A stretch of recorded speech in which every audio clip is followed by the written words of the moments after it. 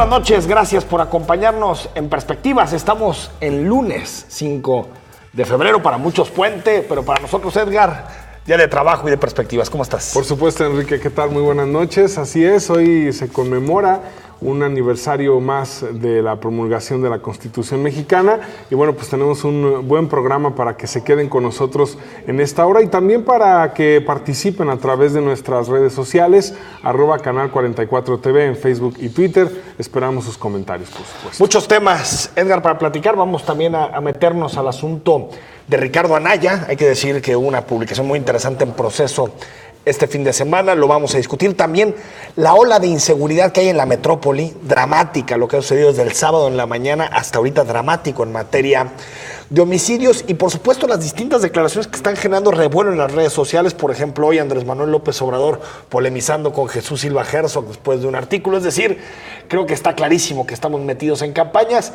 Y también hablando de temas polémicos, Edgar, el fin de semana, el sábado para ser precisos, el Arquidiócesis, a través de su periódico, del semanario, la Arquidiócesis de Guadalajara, publicó una encuesta. Creo que nunca había mandado a elaborar encuestas. La empresa que elaboró este estudio demoscópico se llama Polimetría. Y lo interesante es, Edgar, que pone datos que creo que son dignos de analizar, ¿no? Así es, dignos de analizar porque ponen a Andrés Manuel López Obrador a la cabeza y justamente le dan la portada del semanario. Sí. Encabeza AMLO preferencia electoral en Jalisco. No es para nadie un secreto que López Obrador va a la cabeza en prácticamente todas las mediciones que se han hecho, pero sí sorprende que en Jalisco, porque ha sido un estado que históricamente la izquierda ha sufrido mucho en el estado para tener una votación importante. El propio López Obrador lo ha vivido en otras elecciones y bueno, pues sí sorprende, bueno, no es que sorprenda demasiado, pero sí llama la atención que esté a la cabeza Andrés Manuel López Obrador en un estado como Jalisco, ¿no? Sí, a ver, yo creo, Edgar, que es un resultado que yo no tenía en el radar. Sí presuponía que Andrés Manuel estaba mejor colocado en Jalisco que en elecciones anteriores. Es decir, hay que recordar que en 2006 Andrés Manuel enfrentó en Jalisco su Waterloo, le podemos decir de esa manera, porque Andrés Manuel perdió frente a Felipe Calderón por casi 1 millón de votos en nuestra entidad, es decir, 3-1 perdió contra el ex candidato del partido Acción Nacional, y en 2012 también tuvo una derrota de prácticamente 500,000 de votos frente a Enrique Peña Nieto. Estuvo también por debajo de Josefina Vázquez Mota en las intenciones. Entonces, de alguna forma, Jalisco suele ser un estado que se le resiste a Andrés Manuel López Obrador, y no solo Jalisco, Edgar. El corredor de Jalisco a Querétaro, el Bajío, esta zona, suele ser una zona de un votante conservador, de un votante que no ha apostado históricamente por los partidos de izquierda, y por lo tanto me parece que es interesante esta encuesta. Yo conozco a la casa encuestadora Polimetrics. Es una casa encuestadora que ya hizo buena labor en la elección de 2015, por ejemplo. Yo pude revisar tanto sus encuestas de entrada como también las encuestas de salida, y me parece que es una encuestadora seria, dirigida por un actuario. Pero más allá de eso, el mensaje de que la Arquidiócesis publique una encuesta, a mí eso se me hace rarísimo, ¿eh? Sí, claro. Porque incluso mucha gente dentro de la Arquidiócesis, como también lo somos afuera, pues somos escépticos de las encuestas por lo que han significado, por los errores del pasado. Pero segundo, que de alguna forma comience Andrés Manuel López Obrador con esta tendencia. Es cierto, muy cercano a Ricardo Anaya, está por encima 3 puntos, pero también confirma otra cosa que vamos midiendo en la calle y vamos palpando, Edgar. Quien está muy rezagado es José Antonio Meade, ¿no? José Antonio Meade no ha podido tener una campaña que prenda y hasta el momento también en Jalisco está muy por detrás de los 2 punteros, ¿no? Sí, porque en esta encuesta aparece con 16.2% de la intención de voto, casi igual o prácticamente igual que en la encuesta que había sacado el Universal la semana pasada. Y, por ejemplo, me gustaría destacar un párrafo de lo que señala la nota, Enrique, porque dice que López Obrador tiene 27% de la intención de voto y dice después, en segundo lugar se ubica el precandidato de la Alianza por México al frente, Ricardo Anaya, con el 23.1% del padrón electoral de Jalisco. Sin embargo, el político queretano ha perdido terreno porque en septiembre del año pasado gozaba del 30.7% de intención de voto en una encuesta que había hecho la misma casa encuestadora, ¿no? Es decir, lo que te habla es que Ricardo Anaya, más que ascender, está cayendo en las preferencias electorales. Y no sé, me queda como para el análisis decir, ¿será un síntoma de que Andrés Manuel López Obrador, incluso en los estados en donde no ha tenido cierto apego, profundidad, relevancia electoral, será que Andrés Manuel se está volviendo un candidato, en este momento todavía precandidato, que logra puntuar incluso fuera de la Ciudad de México, fuera del sur del país? Porque hay que recordar que Andrés Manuel tenía muy claras sus coordenadas. De la Ciudad de México hacia el sur es territorio peje, ¿no? Sí, claro, está clarísimo. Yucatán, Quintana Roo, Chiapas, Oaxaca, Guerrero. Quitando Puebla, tal vez, que era un estado también que se le resistía. También Veracruz llegó a tener un muy buen porcentaje, incluso en 2016 en la elección a gobernador. Pero, digamos, de la Ciudad de México hacia arriba, Guadalajara, León, Querétaro, San Luis Potosí, Monterrey. Incluso el norte, ¿no? Tal vez Zacatecas, quitando, sobre todo por el apego de los Monreal al estado de Zacatecas, pero Chihuahua tampoco puntuaba mucho. Sonora, las Baja Californias, Sonora. Es decir, me parece que ha habido una estrategia detrás de Andrés Manuel López Obrador de suavización de su figura, y desde mi punto de vista eso le ha permitido acercarse a electorados que no tenía en momentos anteriores, es decir, electorados a los que difícilmente llegaba, ¿no? Sí, porque sus adversarios señalan que ya no va a crecer, que ya llegó al techo, que quienes van a crecer son los otros precandidatos, pero no necesariamente. Es decir, con estas estrategias distintas de comunicación, de decir que es un hombre más tolerante, menos agresivo y demás, puede estar generando simpatías interesantes en estos estados. Y también no es poca cosa que haya enviado a coordinar toda esta zona del país a Marcelo Ebrard. A Marcelo. ¿No? Que independientemente de los señalamientos que tenga por el tema de la línea 12 y todo, es un animal político, es un viejo lobo de mar que conoce perfectamente de política, y que me parece que también enviarlo a esta zona es sí para reforzar, pero también porque sabe que no puede dejar ir puntos en esta zona del país. Y para meterle un poquito más a la suspicacia, ¿con quién se entiende bien Marcelo Ebrard?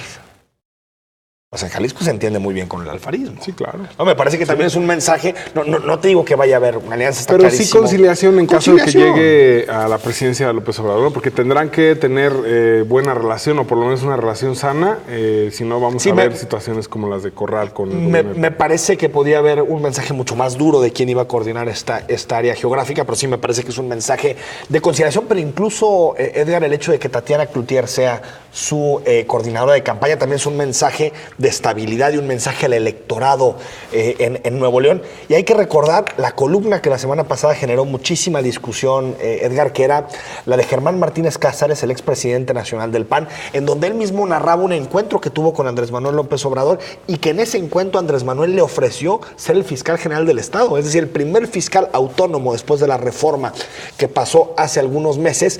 De acuerdo a lo que señala Germán Martínez, fue un ofrecimiento directo de Andrés Manuel López Obrador al expresidente de Acción Nacional y un hombre cercanísimo a Felipe Calderón en su momento. Me parece que esa es la estrategia de suavización. Si lo va a lograr, no lo va a lograr, si en un enfrentamiento contra Mid o contra Naya, ya en una especie de segunda vuelta, en un cara a cara, pueden uno u otro capitalizar el voto anti-AMLO, lo veremos. Lo que sí me parece es que es un error analizar la elección de 2018 con los criterios de 2006 y 2012. Me parece que el país es totalmente distinto, me parece que el hartazgo es otro, los temas incluso que se discuten, Edgar, son otros. Estamos en corrupción, otra vez el asunto de inseguridad volvió a colocarse en el centro de la mesa. Me parece que la elección de 2018 en ese sentido es sui generis. Me parece que no tiene comparación ni con 2006 ni con 2012, ¿no? Sí, Enrique, sobre todo porque, a ver, López Obrador, una de las cosas que ha mantenido en su discurso crítico hacia los gobiernos tanto del PAN como del PRI es el tema de las reformas, es decir, ha criticado mucho el tema de las reformas, y entonces el PRI cuando llega dice es que las reformas estructurales van a cambiar al país, ¿no? Y resulta que no hay resultados tangibles o no hay grandes resultados con la reforma, y bueno, no solo eso, adquiere sino legitimidad, que, ¿no? Exactamente, adquiere legitimidad, adquiere fuerza, y sobre todo me parece que también hay claramente un voto de castigo, y hay un tema de que no solamente por la perseverancia del propio López Obrador, sino también porque luego la gente decide cambiar a una opción que no haya gobernado para probar o para saber si esa es verdaderamente la alternativa, y también hay un tema anti-establishment que Pasó en la Gran Bretaña, pasó en Estados Unidos. Claro. ¿Y por qué no pensar que también está pasando Totalmente. en México, ¿no? A mí me parece que en todas las elecciones el gran debate y las coordenadas políticas giran en torno al sistema versus el antisistema. Y en este momento Andrés Manuel ha podido colocar sobre la mesa que él es el candidato antisistema mejor colocado. Ojo, pero también, y creo que esta es la parte, de alguna forma se la criticaba Jesús Silva Herzog en su artículo de esta mañana en Reforma, el hecho de tratar de mandar un mensaje de conciliación también lo ha empujado a una serie de alianzas que también de pronto desdibujan su discurso. Es decir, por un lado, pactar con el Partido Encuentro Social, que nosotros pensamos que era imposible que existiera un partido más de derecha que el PAN, hasta que llegó Encuentro Social y dijo, quítate que ahí te voy, porque el Partido Encuentro Social es la ultraderecha, es un partido pues totalmente ajeno a las causas de las libertades, de la extensión de los derechos, con posiciones que desde mi punto de vista caen en la discriminación, incluso en muchas de sus posiciones. O, por ejemplo, Edgar, alianzas con gente cercana del Baster Gordillo, por ejemplo, que también hemos escuchado en los últimos días. Meter en su equipo a empresarios como Esteban Moctezuma. Es decir, con el Partido Verde en Chiapas, que está molesto porque no hubo acuerdo con el Partido Revolucionario Institucional. Me parece que una cosa es el pragmatismo, que se tiene que tener una elección, hay que llegar a acuerdos para poder ganar elecciones, eso lo hacen todos, el Frente, el PRI, quien sea, Morena. Sin embargo, me parece que Andrés Manuel está saltando una línea y todavía no parece tan claro exactamente para qué, es decir, qué está pactando en esos vínculos, hasta mensajes para Miguel Ángel Osorio Chong en su momento, ¿no? Con el acuerdo con el Partido Encuentro Social. Me parece que ese es el gran debate que tiene Andrés Manuel López Obrador. Un par de temas antes de irnos al corte. Edgar, lo de Ricardo Anaya. Triangulaciones, lo publica la revista Proceso. Sí, hablan de que hay una empresa que le depositó 1.6 millones de pesos en una fundación que tenía Ricardo Anaya en Querétaro. Y en 2009, ¿no? Así es, y con esa fundación, con ese dinero construyó un edificio que después revendió en más de 7 millones de pesos. Es decir, que 1.6 millones de pesos fueron depositados de parte de un tercero para comprar la sede del PAN en Querétaro, que al parecer era muy caro el arrendamiento, o esa es la explicación que da Ricardo Anaya. Y 5 años después, en 2014, cuando Ricardo Anaya ya da un paso al costado de esa fundación, que igual se va el nombre, pero es algo así, por más humanismo o algo así se llama el nombre de la fundación, se vende ese mismo predio en 7.2 millones de pesos. La respuesta de Anaya es que no vio ni un centavo partido a la mitad de ese acuerdo. Sin embargo, sí está raro, ¿no? Sí está raro porque al menos dices, una propiedad de 1 punto y tantos millones que se venden 7 millones después y que aparte lo hace una fundación, sí es para que dé más explicaciones. Claro, porque se supone que una fundación pues es para hacer altruismo, ¿no? Para hacer, y más esa como se definía en sus estatutos. Exactamente, y entonces lo que sale a decir Ricardo Anaya es que no utilizó recursos públicos, pero bueno, el artículo nunca menciona que haya utilizado recursos públicos, menciona un tema de triangulación y de que hizo negocio con esa fundación. El tema es que en otras ocasiones Ricardo Anaya, cuando se le cuestiona, sale a los medios con un montón de papeles para demostrar que no es cierto, y en esta ocasión lo único que hizo fue decir, no, yo no tengo nada que ver, pero no sale, como en otras ocasiones, insisto, a tratar de defender el punto. Bueno, dijo que detrás está el PRI, ¿no? Que siempre es la fácil, salida ¿no? El fácil, raquetazo. ¿no? Sí, claro. Ahora, Edgar, antes de irnos al corte, desde el sábado a las 5:30 de la mañana hasta hoy en la tarde, 23 homicidios en la metrópoli, 1 cada 100 minutos en nuestra entidad. Hay que recordar que desde la semana pasada llegaron elementos de la Policía Federal, ya los estamos viendo en las calles, una situación crítica de la seguridad en la metrópoli. Debe ser uno de los fines de semana más violentos de la historia de Jalisco desde que se tenga un conteo. Y me parece que sí es una situación muy lamentable y muy complicada. Vamos en un momento más aquí a platicar con Eduardo Almaguer, quien fue fiscal general, para que nos dé sus impresiones, qué está pasando y si esto tiene remedio, porque pareciera que no hay manera de parar esta situación. Nuestros políticos de pequeña estatura peleándose por la seguridad social de los policías, por la prestación social. Y también en el marco de esta situación de inseguridad, protestas de ciudadanos en varios municipios, en Mazamitla, Mazamitla, en estas regiones, para que no esté tanto el Ejército, la Marina o la Policía Federal, que también hay elementos de la Policía Federal, protestas raras, pero bueno, también sí hay cuestiones de violaciones de derechos humanos, pero también hay una parte de la sociedad que sí desea que haya fuerzas federales en el Estado. Entonces es un buen debate, ¿eh? Siempre, ¿no? Presencia policial con respeto a los derechos humanos. Eso es al final lo que se quiere, Edgar.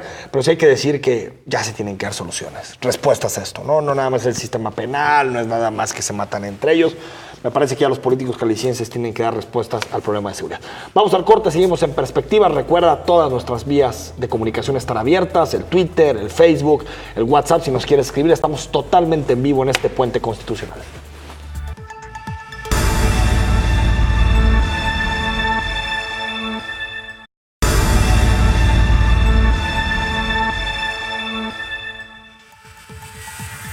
Estamos de regreso en Perspectivas. Sigue con nosotros, comenta, hashtag Perspectivas en Twitter, a través del WhatsApp. Están abiertas las vías de comunicación. Eduardo Almaguer, ¿cómo estás? Muy bien, Enrique, gracias. Buenas noches. Buenas noches. Eduardo Almaguer es precandidato del PRI a la presidencia municipal de Guadalajara. Eduardo Almaguer, antes de platicar del tema de Guadalajara, ¿cómo ves las cosas? Un fin de semana muy difícil para la seguridad en nuestra entidad, en nuestra metrópoli. Fíjate, Enrique, que a mí me ha gustado siempre ser muy directo, muy claro, transparente, así me visualizo en mi vida y me gusta esa libertad. Veo lamentablemente, por ejemplo, en el tema de Ocotlán, la actuación de una autoridad muy omisa, podríamos pensar que hasta cómplice. ¿La municipal? Sí, claro, yo intervine en ese municipio, nos llevamos a la policía y casualmente, cuando intervenimos ese municipio después de la muerte de una estudiante de enfermería de la Universidad de Guadalajara a manos de gente del crimen organizado en un ataque a jóvenes cerca del centro universitario de La Ciénega y luego un ataque a un medio de comunicación que estaba repartiendo sus ejemplares, decidimos entrar. Y casualmente, cuando entramos y entra la Fuerza Única, la Policía Estatal, tuvimos una manifestación, ¿no? Tuvimos una manifestación en la presidencia, tuvimos una oposición del actual alcalde, señalamientos, cuando él estaba informado que íbamos a intervenir, señalándonos de violación a derechos humanos, una serie de cosas como queriendo quedar bien con esta gente, y lo digo así de claro, y hoy casualmente cuando llega las fuerzas federales para tratar de contener y detener a quienes tienen órdenes de aprehensión por delitos federales, otra vez hay bloqueos de ciudadanos que no son ciudadanos, hay que decirlo con claridad, pues los ciudadanos estaban en sus casas resguardados, un grupo de jóvenes, luego es evidente de dos policías municipales apoyando con las llantas, y él dice que no, que las estaban recogiendo cuando están las imágenes donde ellos las están bajando. Entonces, lejos de que este alcalde señale y sancione, busca justificar y repartir una serie de culpas. Entonces,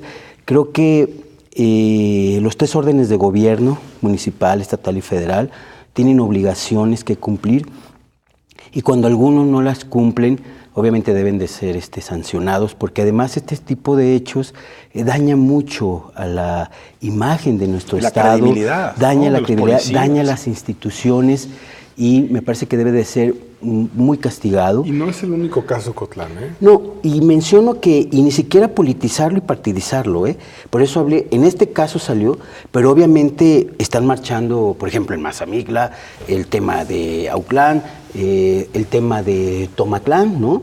Podríamos hablar que hay de diferentes colores políticos, pero no, o sea, son temas de gobierno, de ejercicio de gobierno, donde obviamente los ciudadanos con mucha justificación dicen, pues ya basta. ¿Pero qué, ¿no? son, Eduardo Almaguer, autoridades coludidas?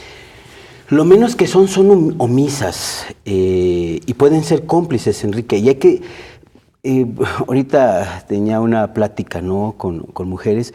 A ver, es que ahorita que estamos en esta etapa de precampañas y que hoy los precandidatos ponen su cara más bonita, su sonrisa más amplia, sus dientes muy blancos, musiquita bonita, salen en los parques con mucha luz. Pero a ver, la gente quiere que le digas cómo vas a resolver el principal problema, que es el de la seguridad, y cuál es el compromiso que tú debes de asumir. Entonces, me parece que si tú no vas a asumir ese compromiso, debes de decirle a los ciudadanos, oye, me voy a dedicar a otra cosa, pero menos a resolver esto. Y el caso particular de Ocotlán, que conocemos ya los antecedentes, la autoridad ha sido omisa, como en otros municipios, Edgar, efectivamente, y creo que ahí debe haber acciones legales muy contundentes, tanto de la autoridad estatal como de la autoridad federal. ¿Tiene solución el problema de la seguridad? Yo se lo he preguntado a varias personas en distintas administraciones. Digo, bueno, ¿tiene realmente una solución o solamente vamos a ver pasar cómo la historia nos va a dar más estadísticas o más inseguridad? Fíjate qué interesante tu pregunta. Primero, sí tiene solución, pero hay que decirle a los ciudadanos que la solución con acciones concretas de prevención, de educación, de cultura y de contención, que es lo que urge en este momento, lleva a un proceso. Entonces, sí tiene solución, pero va a llevar, así como vinieron años de descomposición, tiene que haber años de composición con la participación de todos. Yo puedo platicarles brevemente mi experiencia. La verdad, no basta la voluntad. O sea, yo le puse, quien me conoce y sabe, o sea, puse el cuero, el pellejo, en la sierra me metí, contuvimos, avanzamos, pero no solucionamos. Entonces, tiene que ver con temas de impunidad, de corrupción, con algunas reformas legales, con capacitación, con inversión, con exigencia y participación de la sociedad y fundamentalmente con todos decir ya basta de fortalecer instituciones y también no permitir que el crimen organizado, que tiene un gran poder económico, divida, ¿no? Porque en muchas ocasiones, como este tipo de manifestaciones, dividen a la autoridad de la sociedad, la enfrentan y generan un daño, ¿no? Entonces, sí tiene solución, pero ya llegará el momento en que lo permitan, con un plan muy claro. Pues yo hablaría del caso de Guadalajara. Decir, en el primer año vamos a resolver, en los primeros 6 meses este tema, en el primer año esto, y en los 18 meses esto, ¿no? Y por supuesto, algo que, si recordarán, desde que llegó el presidente Peña Nieto, con el anterior secretario de Gobernación, impulsaban el tema de policías estatales únicas, porque hay municipios que tienen 3 policías o municipios que no tienen policías. Y en ese sentido se politizó, recordarás, Edgar Enrique, se politizó, se estancó la reforma. Sí. Total, pasaron 5 años y no tuvimos. No cambió a mando mixto, flexible, o sea, con N apellidos, ¿no? Eso no funciona porque agencias. Parece que se antepone el interés político del que llega en el momento y cree que si no tiene a la policía no tiene poder. ¿Tú prefieres los mandos estatales? Yo prefiero un mando estatal que permita tener una policía homologada, pagada, capacitada, certificada, vigilada y que la autoridad municipal no esté a expensas de un poder regional criminal. Yo muchas veces comenté, por ejemplo, en mi caso particular, si el tema del proceso electoral y si finalmente yo fuera electo alcalde, yo por supuesto que pondría a disposición mis recursos y mi policía para que se armara, tuviéramos una policía estatal única. Fuera de cualquier color. Quien fuera, Enrique. Mira, al final, aquí vivimos, el tema de seguridad y de tu integridad patrimonial y física está encima de cualquier cosa. Es que los presidentes municipales dicen, si me quitas los policías, me quitas los dientes, eres el primero, aquí lo suscribo públicamente, yo pondría a disposición de una policía estatal única los recursos humanos y materiales de la policía de Guadalajara. Estoy totalmente convencido de ello. Sin importar color partidista, que estuviera en Casa Jalisco, sin importar nada de eso. Quien estuviera, yo la pondré a disposición. ¿Con qué condición? No más que se garantizara la seguridad. No tendría otra condición. Insisto, porque hay algo por el que se peleó, y que lo digan, Enrique, puedes preguntarlo, era el tema de recursos económicos. No querían dejar los recursos económicos. Por eso yo menciono que no solamente pongo a disposición los recursos humanos, sino los recursos materiales y económicos que invierte Guadalajara en seguridad a disposición de una policía estatal única. Eduardo Almaguer, después de tu paso por la Fiscalía, ¿qué nos sirve del modelo de Fiscalía que no está dando resultados en la práctica? Fíjate, Enrique, que ese es otro tema. Mi opinión es que debería de fortalecerse ese modelo. Lo digo desde dentro, desde las entrañas. Yo sé que hay voces que señalan y se ha planteado la autonomía y es un proceso que les sirve, sí sirve, pero ese proceso debe de ser cuidado, tiene que haber una transición. ¿Qué le daba de fuerza a la Fiscalía? ¿Qué fuerza tiene ahorita? Que en un solo mando, en una sola decisión, podrías incorporar la fuerza de la Policía Estatal, la fuerza de quienes custodian los reclusorios y la fuerza de la Policía Investigadora. Y déjame decirte que ese modelo, aunque ha habido muchas críticas y se quedan callados, ese modelo contuvo la criminalidad en Jalisco cuando nos comparamos con otros estados del país. Hoy leía un artículo de un diario de circulación que decía, entonces podríamos estar peor. Pues nomás habría que compararnos con otros estados de la República. Entonces, el modelo funciona, hay que mejorarlo, hay que ir a la Fiscalía Autónoma, pero yo planteo una transición que permita que no haya, como sucedió en el nuevo sistema, en la implementación del nuevo sistema, un cambio o un proceso que afecte más a los ciudadanos.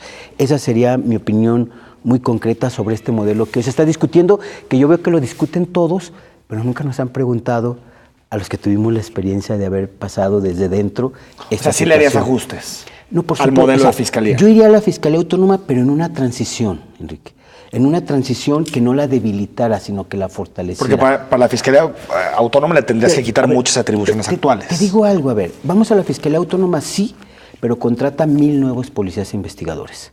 Vamos a la Fiscalía Autónoma, sí, pero contrata 300 agentes del Ministerio Público. Vamos a la Fiscalía Autónoma, sí, pero contrata 200 nuevos peritos en ciencias forenses. Es decir, ese es un proceso de transición que si tarda 6 meses o 1 año, hagámoslo. Y entonces tendrás una Fiscalía Autónoma fuerte, capaz, con instrumentos materiales, humanos, científicos, para dar una verdadera Pero que respuesta. la Policía Estatal siga estando en la Fiscalía. No esté en una Secretaría de Seguridad Pública. Si haces esta transición, podrías tener la Secretaría de Seguridad Pública, que lleva la Policía Estatal funciona para resguardar el orden, diríamos, en lo general, delitos de alto impacto, y la Fiscalía equipada y fortalecida de esta manera, por supuesto, podría llevar la investigación y persecución de los delitos de manera profesional, pero no quieran, como sucedió en estos 8 años de transición del nuevo sistema, que muchos estados entraron muy tarde, entre otros Jalisco, por el anterior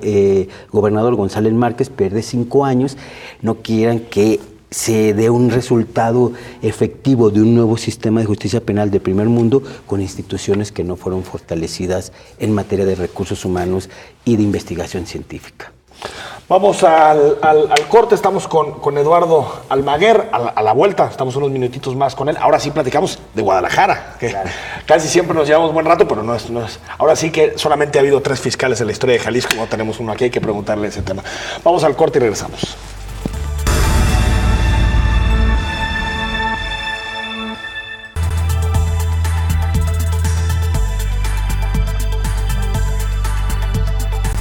Luego de que Eduardo Almaguer fuera designado como el precandidato a la alcaldía de Guadalajara por el PRI, a pesar de que había asegurado que solo aceptaría ser candidato a gobernador, su designación generó posteriormente otros desplazamientos, como los de las diputadas locales Claudia Delgadillo y Rocío Corona.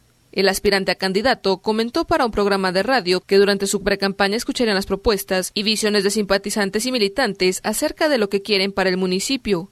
Indicó que la ruta que lleva es la del contacto con la ciudadanía y aseguró que entre todos construirán una Guadalajara ejemplar. El exfiscal declaró que todo el proceso de la precampaña marcha bien y aseguró que no siente temor de los contrincantes de otros partidos.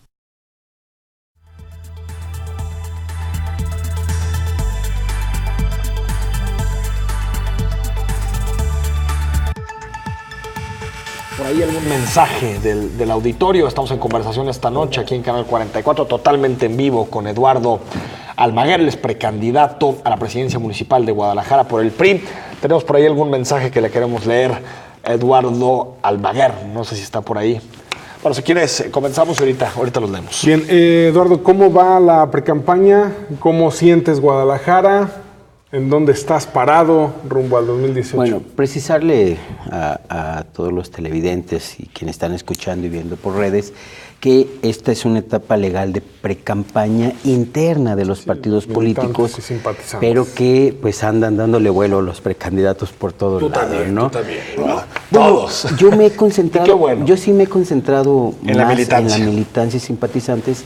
El PRI es un partido que tiene mucha estructura, pero he buscado darle contenido. Y por esa parte estoy muy contento, muy satisfecho, porque hemos recorrido una parte importante de Guadalajara, pero hemos escuchado a sectores como los comerciantes, mujeres, jóvenes, adultos mayores, personas con discapacidad, amas de casa. He encontrado una gran riqueza en Guadalajara, particularmente en sus mujeres, una gran decisión, una gran fuerza. Por supuesto, la solicitud de un apoyo real del gobierno. Yo creo firmemente, y lo haré, de ir con las mujeres, de trabajar con ellas, con los jóvenes, y veo un gran potencial de la ciudad. ¿Qué veo? Con tristeza, veo un abandono de sus colonias, un abandono del gobierno municipal, una ciudadanía ofendida en su mayoría. Y a veces me han preguntado, también quiero ser honesto, que si no veo algo bueno. Les digo que sí, o sea, realmente sí. De pronto me gusta lo que se hizo en la zona industrial, por ejemplo, en el tema de pisos, de pavimentos. No me gusta, bueno, pues no me gusta que se ataque a los medios de expresión, que ataques a los ciudadanos, que vayas en contra de las tradiciones, quizás de tus creencias religiosas. O sea, hay como un ambiente de confrontación.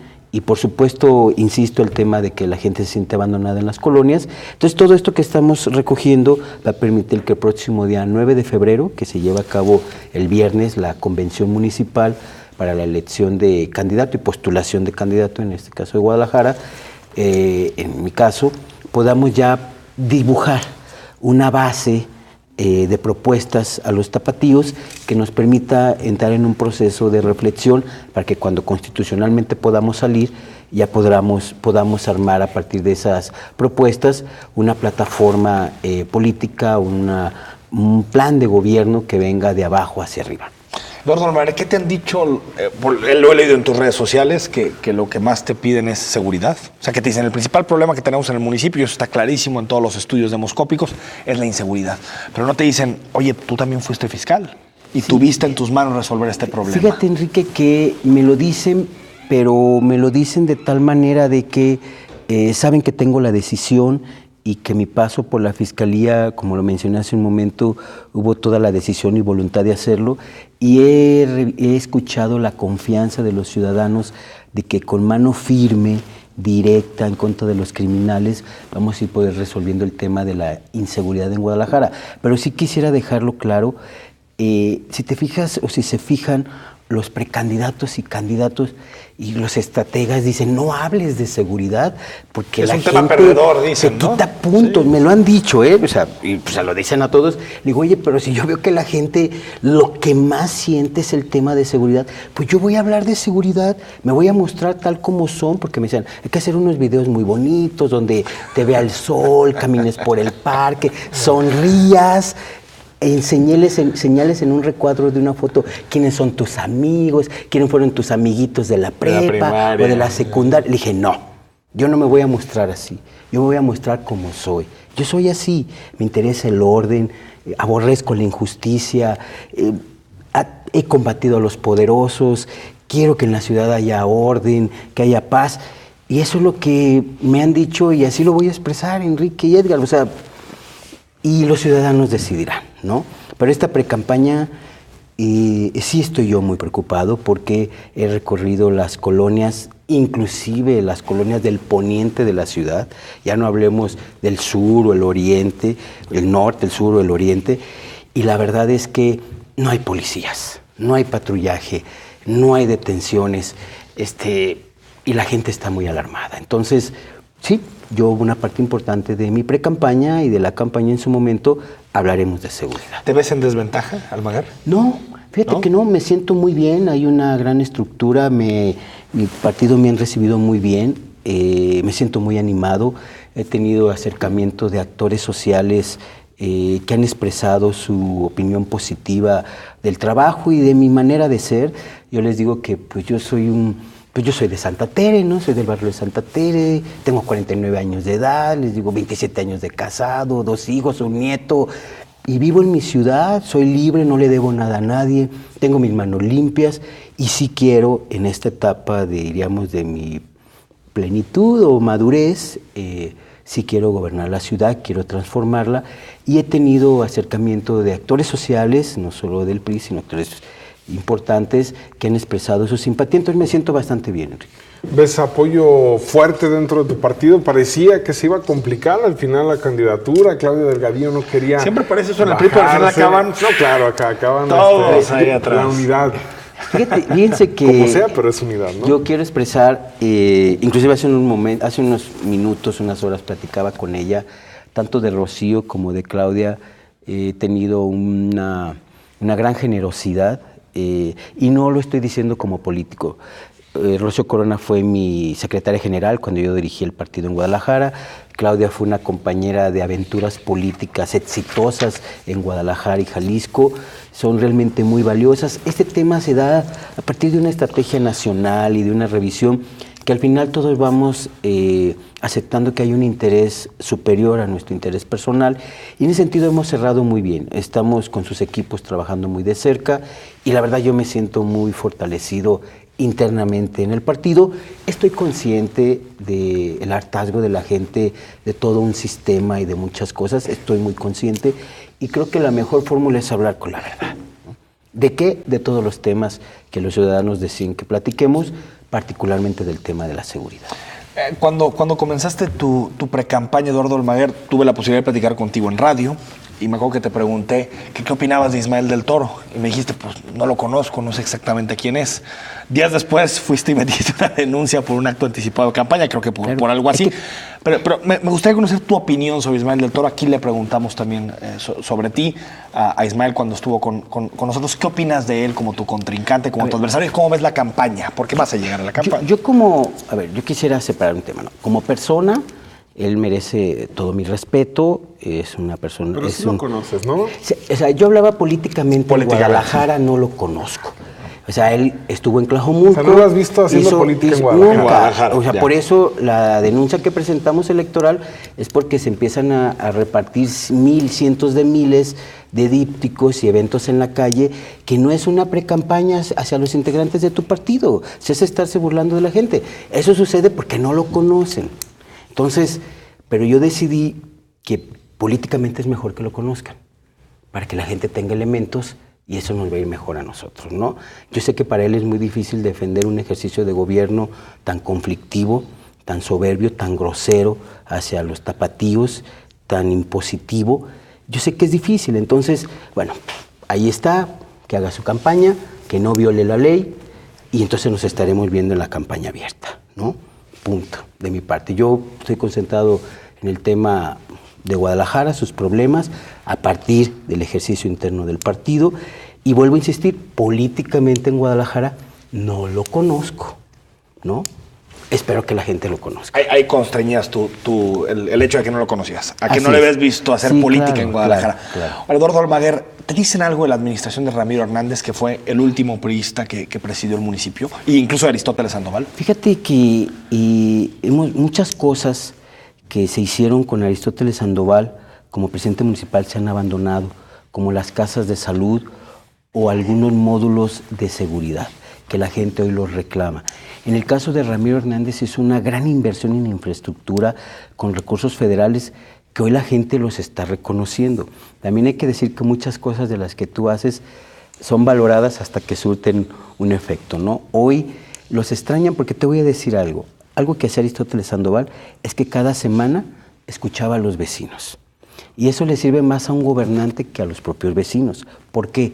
Porque te das cuenta qué está pasando en tu ciudad, qué está pasando en la calle, qué está sintiendo la gente. Cuando no haces eso, como ha sucedido en este gobierno, te peleas con los ciudadanos, ¿no? Te quieren reclamar algo y les echas bronca. O nada más ¿no? escuchas a tus asesores. O escuchas a tus asesores que crean una imagen virtual que luego no existe en la calle. En el caso de Ramiro, recuerdan, pues Ramiro siempre fue muy atento con la gente, ¿no? Le decían muchas cosas, pero él los escuchaba y nunca los agredió o utilizó a la policía para agredirlos. Entonces, la gente recuerda esos temas y bueno, pues de este gobierno, pues seguramente recordarán esta represión y desatención que les han tenido. Bien, Eduardo, antes de terminar la entrevista tenemos comentarios de la gente, vamos a sacarlos. Ahí está, el licenciado Eduardo Galván dice, ¿qué pasó con el caso de Sergio Schmidt? ¿Dónde está? ¿Está libre? No se puede decir que estuvimos bien en seguridad. Ese es el primero y vamos con el segundo de una vez, que dice, ¿por qué ahora hablas de inseguridad cuando siendo tú el que estaba al mando de la seguridad dejabas libre a todo criminal que capturaba a la policía? Rápidamente. A mí se me hace que ese mensaje lo mandaron del gobierno municipal de Guadalajara. Pero fíjate que tiene el gobierno del estado en su...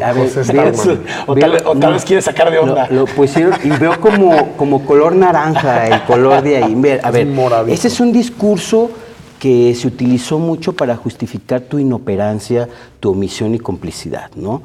Me parece que la gente sabe perfectamente quiénes patrullaban, quiénes dábamos la cara y actuábamos y quiénes no lo hacían cuando tenían la responsabilidad de hacerlo. Pregúntenle a los vecinos de Providencia, de Jardines Alcalde y de otras colonias más, entre otras la Flores Magón, Alcalde Barranquitas. 2, el tema de Sergio Smith. Ese es todo un tema. Ese es un tema de los que hace unos minutos platicábamos, cómo el crimen organizado se mete a la sociedad y cómo ese dinero con sangre, no es dinero sucio, es dinero con sangre, entra en todos los niveles, desde la política, lo social, lo económico, y ese tema yo lo dije con mucha claridad. Ese sujeto salió libre por un tema de corrupción, porque supuestamente no hubo unas firmas cuando lo detuvieron. Es decir, el juez dijo que no se había cumplido el debido proceso, pero nunca dijeron que no habían encontrado ni las armas ni la droga, y nunca pudieron desacreditar que era el operador financiero del cártel Jalisco. Asunto procedimental. Fíjate qué grave. Cuando él salió, yo fui amenazado siendo fiscal. O sea, yo fui amenazado por esa detención que se hizo y su traslado a un penal federal. Mi respuesta fue muy contundente y hoy lo vuelvo a decir. En aquel momento como fiscal, hoy como un ciudadano, que soy un precandidato, pero al final soy un ciudadano sin ningún cargo, yo nunca voy a dejar de decir la verdad y de enfrentar a los criminales poderosos, quien sea.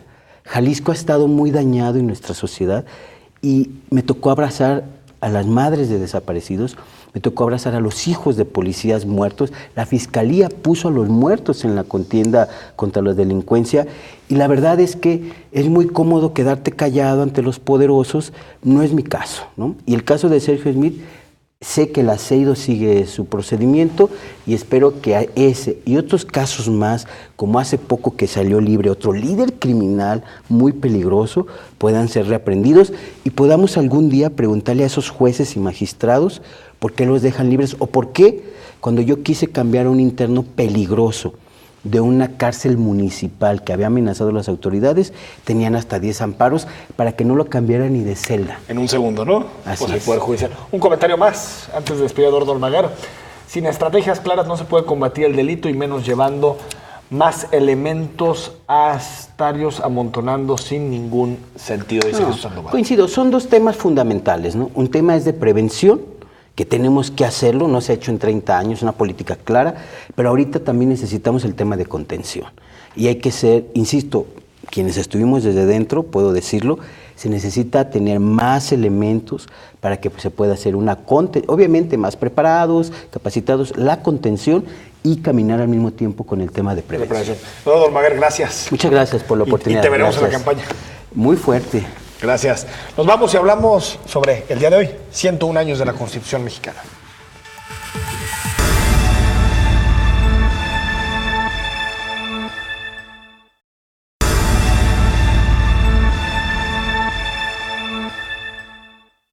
En México, este 5 de febrero conmemoramos el aniversario número 101 de la promulgación de la Constitución de los Estados Unidos Mexicanos, una de las más longevas y progresivas que, aunque sigue vigente, solo mantiene intactos 22 de los 159 artículos originales y ahora podría enfrentarse a una nueva transformación. La Carta Magna ha sido reformada casi 700 veces en un siglo y al cumplir un año más, cientos de organizaciones ciudadanas piden en las calles la modificación de otro artículo para otorgar mayor independencia a la Procuraduría General de la República.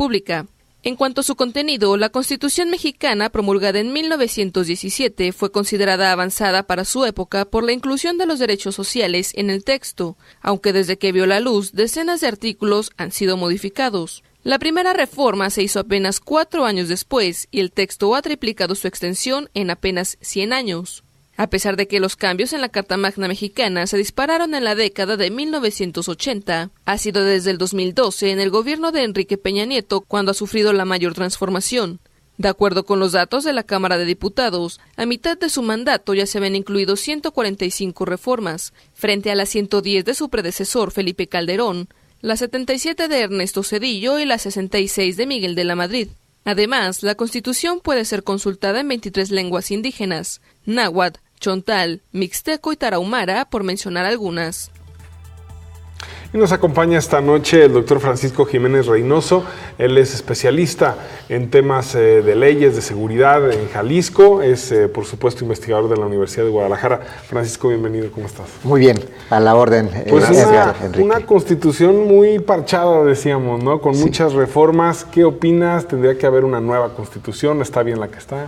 Bueno, sí, efectivamente ya son más de 700 las reformas que ha sufrido la Constitución Política de los Estados Unidos Mexicanos, 136 artículos, 9 títulos y bueno, ya si la vieran nuevamente los creadores de la misma, Venustiano Carranza, en su momento prácticamente no la podrían reconocer en virtud de que inició esta Constitución con 15,000 palabras y son ya 65,000, ¿verdad? Entonces es una... 4 veces más. Efectivamente, increíble. 4 veces se ha crecido exponencialmente en cuanto a tamaño.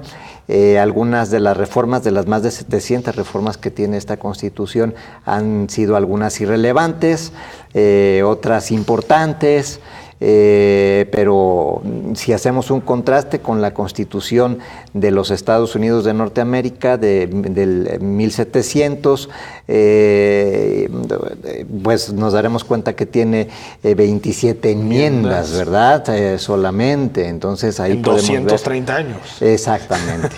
¿No? Entonces, pero es un error de cómo es nuestra Constitución, ¿no, doctor? Nuestra Constitución, los legisladores meten todo en la Constitución, hasta los tiempos oficiales de radio y televisión. Sí, efectivamente, hay prácticamente, y lo dices bien, Enrique, reglamentos insertos en la Constitución por temor de que... La Corte después vaya a decir que no es constitucional, porque no es constitucional lo que está en la Constitución, ¿va? Exactamente, pero hay ahí algunas leyes, algunos reglamentos insertos en la Constitución que nada tendrían que estar haciendo ahí. Una Constitución política de cualquier país pues tiene que establecer las directrices, el rumbo de la nación, pero no tiene que haber leyes o reglamentos como sí lo tiene hasta el momento nuestra Constitución Política de los Estados Unidos Mexicanos. Doctor, una nueva Constitución.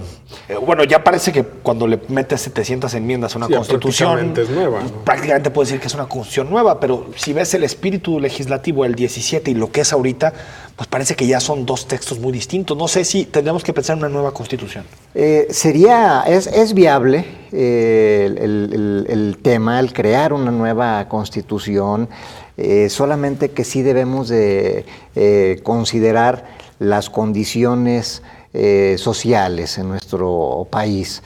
Hoy creo que atravesamos por un México convulsionado, con muy poca estabilidad política, y que las posibilidades de éxito pues no serían las mejores en un momento dado, pero sí no se descarta y habría que analizar algunos aspectos de la misma Constitución Política de los Estados Unidos Mexicanos, como es el artículo 136, que habla de la inviolabilidad constitucional. Por ejemplo, y que sí, si bien es cierto, no hay un límite de reformas como lo establece el artículo 135, que nos habla de cómo podemos reformar la Constitución de México con la finalidad de irla actualizando a las necesidades sociales. Y bueno, pues también hoy que celebramos la Constitución Política de los Estados Unidos Mexicanos, su promulgación del 5 de febrero de 1917, pues sí es importante destacar que tenemos que celebrar de forma parcial en virtud de lo que estamos haciendo de una forma u otra, la libertad de expresión, la libertad de las ideas. Sabemos que vivimos en un país altamente peligroso para los que nos dedicamos a esto, pero al menos en la teoría ahí está. Fíjese, doctor, que yo era muy partidario de la idea de una nueva constitución en algún momento, pero después de ver lo que hicieron en la Ciudad de México con su constituyente, se me quitaron las ganas. Es que hicieron una constitución totalmente inaplicable, que tiene los mismos errores que la constitución del 17 de Querétaro y de las modificaciones, derecho a la plenitud sexual, derecho, es una serie de, ¿no? Es decir, ¿qué nos garantiza que no iríamos a un mismo proceso de tener una constitución bonita de adorno, pero que después en la práctica es muy difícil aplicarla? Sí, efectivamente, es el problema que estamos viviendo en este momento de la inestabilidad política y que tenemos brotes fuertes de violencia, incluso, que lo veíamos hace unos minutos, en nuestro propio estado, ¿verdad? Y de nuestros legisladores que les encanta meter sus artículos, sus leyes. Lo que llamamos algunos la diarrea legislativa, ¿no? La diarrea, claro. Ahora, la Constitución como está, ¿se aplica en realidad?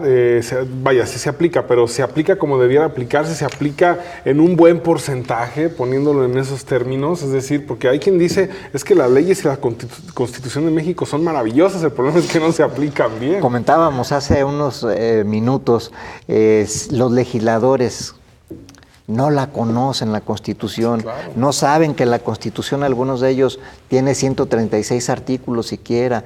¿Cuál artículo habla de la educación, de la salud, del trabajo? Entonces, con estas autoridades que tenemos, carentes de conocimiento de la misma, claro que no se aplica la Constitución, definitivamente, estamos muy lejos de una aplicación de la Constitución.